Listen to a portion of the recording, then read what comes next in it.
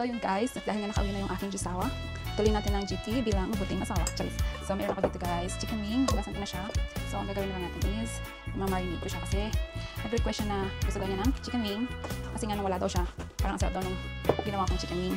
So, pagagawa ko siya ngayon. Unahin na natin, lagyan ng paminta. Ayan, asin. Maglagay na rin tayo guys ng garlic powder para hindi masyadong malansa yung ating yan, mix herb. Meron nga parang ano to guys, medyo may lasa na din siya kaya huwag nyo masyadong dadamihan para hindi masyadong maalat.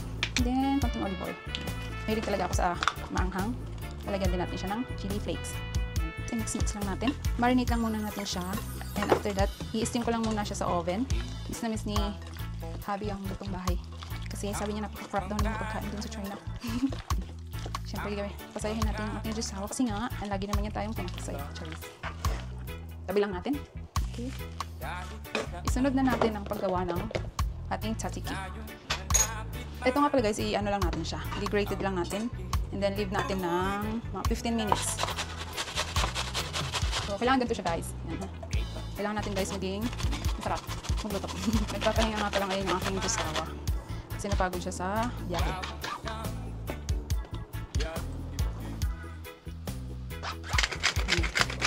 Kailangan natin siya.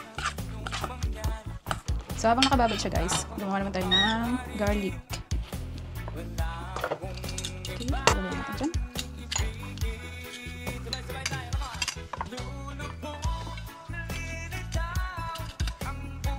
So, okay na yan. Tabi rin natin.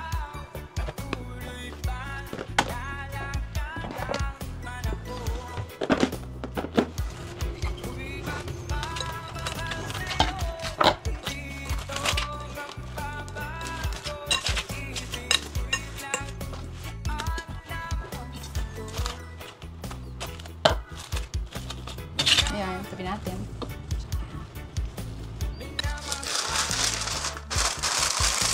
Palipos ang isang dekada.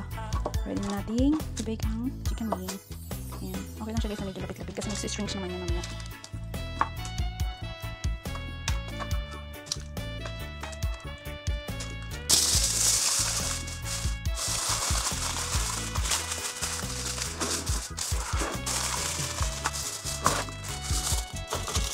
Sunod naman natin yung ating tzatziki.